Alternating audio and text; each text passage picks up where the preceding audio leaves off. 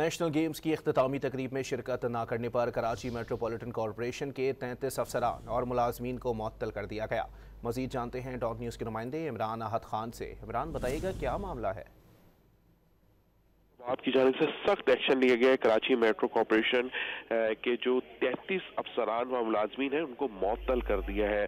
KMC کے افسران و ملازمین کو نیشنل گیم کے اختتامی تقریب کے جو پروگرام تھا اس میں پہنچنے کی سخت ہدایت کی گئی تھی۔ معطل ہونے والے 33 افسران ملازمین نے پروگرام میں شرکت نہیں کی تھی، جس پہ یہ ایکشن لیا گیا ہے۔